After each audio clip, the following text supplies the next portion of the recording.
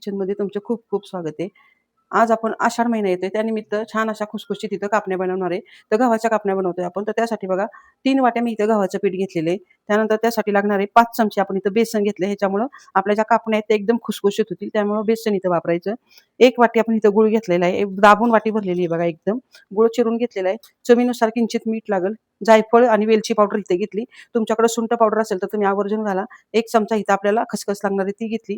तेल लागेल आपल्याला आणि पाणी लागणार आहे. तर इथं पाहू शकता तुम्ही सर्वात आधी आपण इथं कढई ठेवूया. कढई तापली की ह्यामध्ये आपल्याला साधारण 1 पेला फक्त पाणी टाकणार आहे. कारण आपण ज्या कापण्या करणार आहे त्या थोड्या प्रमाणात करणार आहे. ते 1 पेला पाणी टाकले त्यामध्ये आपण 1 वाटी गच्च बघा दाबून भरलेला गूळ आहे तो इथे टाकलेला. गूळ चिरून किसून तुम्ही कसा पण टाकू शकता. आता गूळ वितळतोय तोपर्यंत आपण पीठ चाळून घेऊया. तर 3 वाट्या बरोबर पीठ घेतलेलं आहे मी. 3 वाट्या सपाट भरून घेतलेले आहेत. त्यानंतर ह्याच्यामध्ये 5 चमचे मोजून आपण इथं बघा बेसन घातलेले. आता इथं गूळ वितळायला आपला लागलेला आहे. इथं पाहू शकता. आता गूळ वितळलाय, कढई बाजूला ठेवली आणि ह्यामध्ये आपण 3 चमचे तेल घेतलेले ते गरम करून घेतोय. चवीनुसार पिठामध्ये मीठ पण टाकून घेऊया आणि आता सर्व पीठ एकत्र करून ह्याच्यामध्ये छान असं आपण हे 3 चमचे तेलाचं मोहन टाकून घेऊया.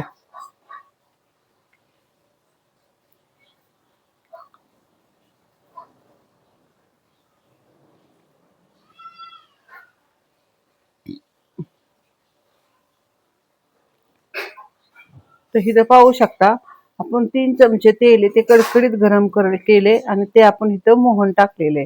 आता व्यवस्थित असं चमच्याने पहिल्यांदा एकसारखं करून त्यानंतर आपल्याला हे हाताने 10-15 मिनिटं चांगलं पीठ हातावर चांगलं चोळून घ्यायचं. साधारण बघा 10 मिनिटं तरी हे पीठ मी हातावर चांगलं चोळून घेते. म्हणजे व्यवस्थित असं पीठ पण दाणेदार होतं आणि आपल्या ज्या कापण्या आहेत त्या छान अशा खुसखुशीत पण होतात, थोड्या कडक पण होतात, मऊसूत पण होतात. असे छान असं बघा खाताना व्यवस्थित अशा ह्या लागतात. जास्त शंकरपाळ्यासारख्या आपल्याला ह्या एकदम अशा बिस्किटासारख्या बनवायच्या नाहीयेत.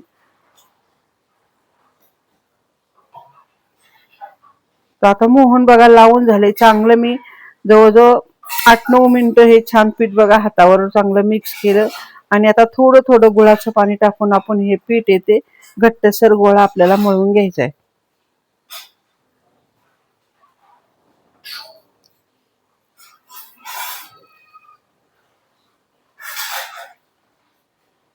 बरोबर आपण जेवढं पाणी ठेवले 1 पेला तेवढं आपल्या ह्या 3 वाट्याच्या पिठाला लागणार आहे. तर इथं पाहू शकता पीठ माझं चांगलं बघा छान कडक असं मळून झालेलं आहे. व्यवस्थित असं ह्याला चांगला मऊ होईपर्यंत आपण एकदा चांगलं मळून घेऊया आणि त्यानंतर बघा ह्याचा एक व्यवस्थित गोळा करून एका भांड्यामध्ये 5-10 मिनिटं आपण असाच भिजायला ठेवूया. तर 5-10 मिनिटं झालीत बघा पीठ पण छान भिजलंय, मस्त मऊसूत झालेलं आहे. आता आपण ते काढून घेऊया आणि पुन्हा एकदा पोळपाटावर चांगलं मळून घेऊन त्याचे आपण 1-3 गोळे चांगले काढून घेऊया. पीठ एकदम कठीण असल्यामुळे आपल्या कापण्या पण एकदम छान होणार आहेत. इथे पाहू शकता व्यवस्थित असे 3 गोळे आपण एकसारखे बनवून घेऊया आणि त्यानंतर आपण इथं कापण्या इथं करायला घेणार आहे.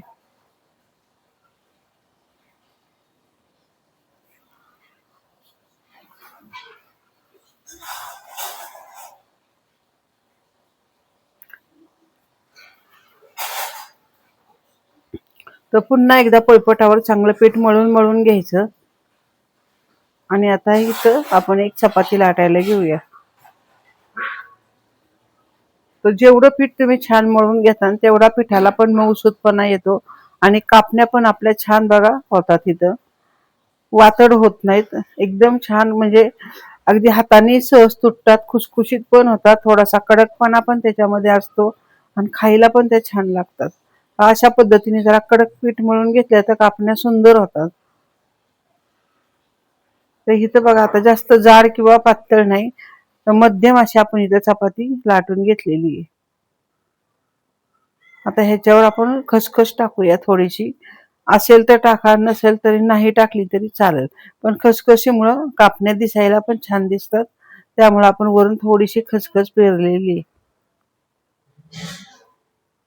आणि आता लहान मोठ्या कशा पण तुम्ही त्रिकोणी आकाराच्या इथं कापण्या आहेत त्या कट करून घेऊया.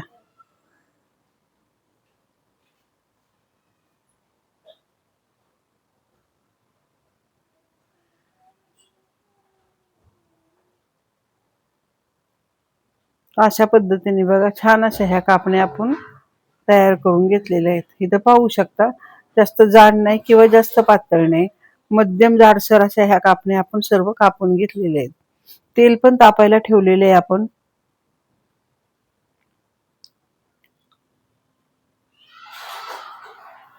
तर सर्व कापण्या आपल्या करून झालेल्या आहेत. आपण थोड्या प्रमाणात करतोय, जास्त करत नाहीये. आणि इथं तेल पण आपण बघा तापायला ठेवलेले. आता तेल आपलं तापत आलेलं आहे. आता आपण इथं कापण्या सोडून घेऊया. तेल जास्त कडक करायचं नाही. कडक जर तेल केलं तर तुमच्या कापण्या आहेत त्या काळ्या पडू शकतात. मीडियम असं तेल थोडं गरम झालं की आपण ह्याच्यामध्ये कापण्या सोडून घेऊया. कारण की गुळामुळं लगेचच कापण्या काळ्या पडण्याची शक्यता असते. तर गॅस बारीक ठेवायचा आणि व्यवस्थित अशा कापण्या दोन्ही साईडनी छान आपण इथं तळून घेणार आहे.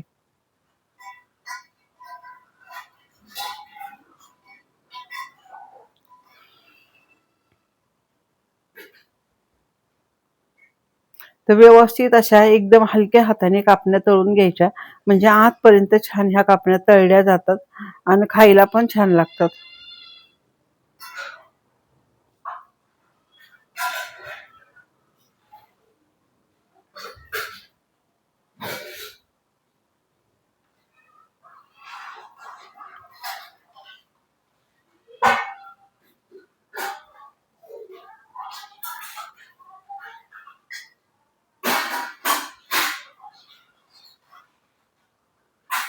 तर इथं पाहू शकता तुम्ही कापण्यांचा पण कलर छान असा बदललेला आहे. आणि आता आपल्या कापण्या तळून व्यवस्थित अशा झालेल्या आहेत. आता आपण लगेच ह्या एका टिश्यू पेपरवर काढायला घेऊया, म्हणजे तेल आहे ते जास्तीचं निघून जाईल.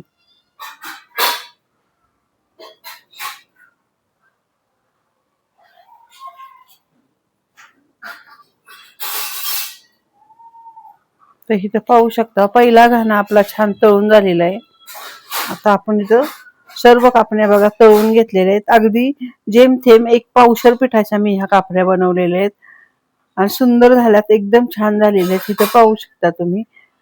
अशा पद्धतीने जर कापण्या केल्या तर त्या कडक पण होत नाहीत, छान राहतात, मऊसूत राहतात. इथं पाहू शकता तुम्ही. आणि व्यवस्थित अशा कापण्या फुगलेल्या पण आहेत. इथं पाहू शकता सहज एका बघा हातावर छान अशा ह्या कापण्या तुटल्या जात आहेत, म्हणजे आपल्या कापण्या त्या खूप सुंदर झालेल्या आहेत.